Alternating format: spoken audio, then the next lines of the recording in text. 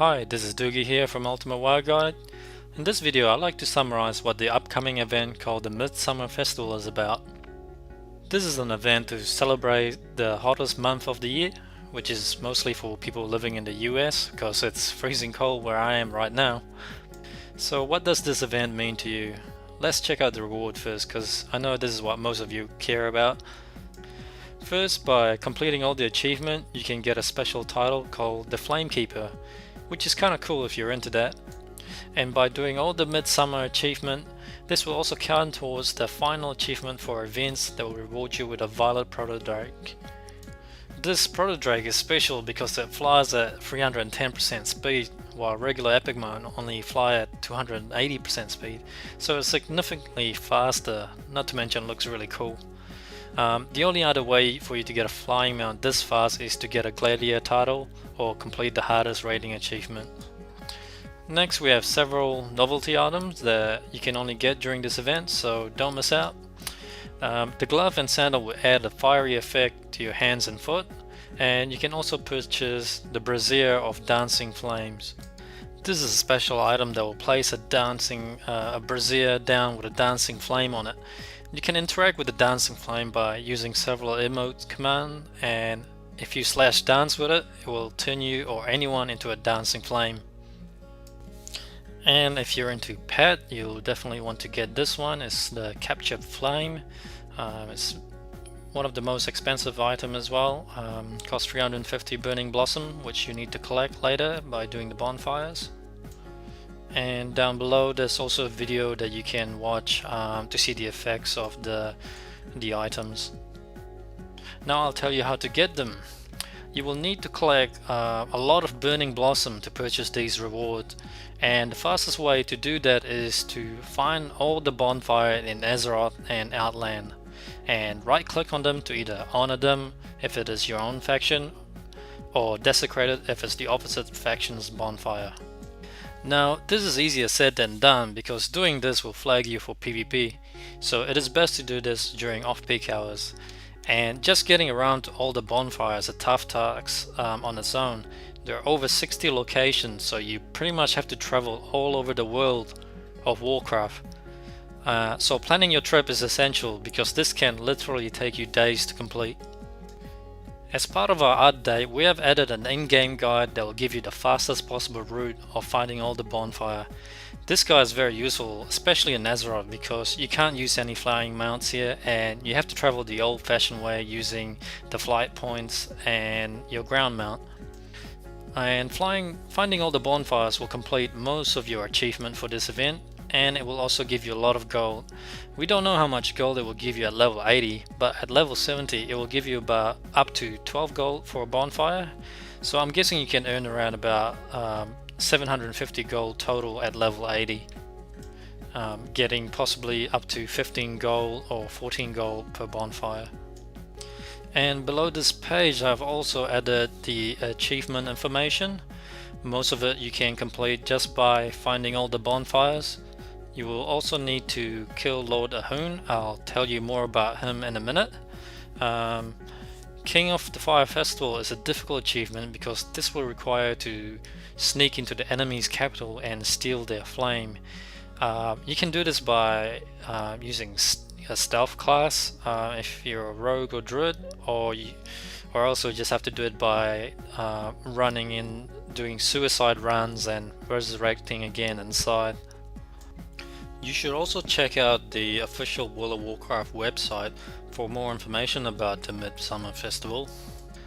There's some good general information here, but I'd like to show you a screenshot of Lord Ahun. He's an event boss just like the Headless Horseman, if you remember him from the last Halloween event. And if you defeat him with a group of people, you can get a decent cloak epic items. There's an item for every class for tanking, DPS and healing. These items shown are currently level 70. I'm guessing Blizzard will update them to the level 80 equivalent when the events start. There's also a chance to drop an enchanting recipe and a special pet item as well. You can also kill Lord Ahun in heroic mode, and he will also drop some epic necklace for every class and also a caster polearm. So, and he's very easy to farm. You can keep you can summon him once a day, but then you can get other people to summon him. So as long as you keep finding people who haven't summoned him, you can keep killing him and probably get all your the items that you want in one day. Here is a screenshot of a bonfire. It's pretty easy to spot, you won't miss it. And another thing I'd like to tell you about is the ribbon dance. You'll find this special pole and you can do the ribbon dance around it, and this is especially useful if you're still leveling your character because it will give you a 10% experience bonus buff, and I believe you can keep stacking these bonus buff as well several times, and I mean the longer you dance around the pole the more buff you will get. So this is a great time to level up your alts or any characters that you've neglected before. And I'll show you quickly how our in-game event guide works for the Midsummer Festival. I mentioned earlier that I created the perfect route for you to find all the bonfires. Just by looking at the picture here, I know most players will get a little confused on just, you know, where do I begin and how do I keep track of which bonfire that I've done already. And if you're not familiar with some of the areas, you won't even know how to get there. So I've added every detail in the guide to show you where to go, what boat to take, which flight point to take, where to set your hardstone. The Horde guide is a bit more simple, and the Alliance guide gets pretty complicated, and we have to incorporate clever use of the hardstone here quite a lot to give you the shortest possible route. So members can download the Midsummer Festival in-game guides available in the members area now, and once you have it installed, simply go to your add-ons menu. You just have to make sure that the Dugi's Guide Midsummer Festival is ticked and that the Dugi's Guide viewer is also ticked. You can leave all the other Dugi's Guide also ticked if you still want them there. If you untick them, it won't show up in the guide selection menu inside the game. We did this so you can untick the Midsummer Festival later on, so you don't have to see them because you're not going to need them once the event is over, and then you can even delete it off your add-ons menu.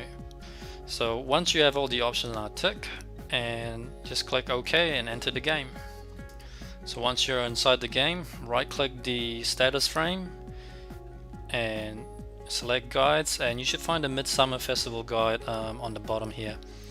And we have a guide for Azeroth and Outland, and also a short chain quest for Lord Ahun that you will need to do first. The guide will show you the best possible route and where to begin, and all you have to do is find the bonfire and turn it in. And when you turn in a bonfire, it will automatically take you to the next step, and it will automatically tick the quest as completed. So you can keep track of which bonfires that you have done already. So even if you haven't done the bonfires according to our steps, it will automatically tick all the ones that you have done, so it won't tell you to do it again. But that's as long as you have the guide loaded while you're doing the bonfire. So make sure you have the guide loaded. So with the help of our guide, I believe you can complete all the bonfires in a few hours. That is if you don't have any interruption with PvP. You'll find that most players won't try and kill you while doing these bonfires because they'd rather be doing the bonfires themselves. So I hope you get all your achievement done and also get all the rewards that you want. This is Dugi from Ultimate WoW Guide. Have fun and good luck.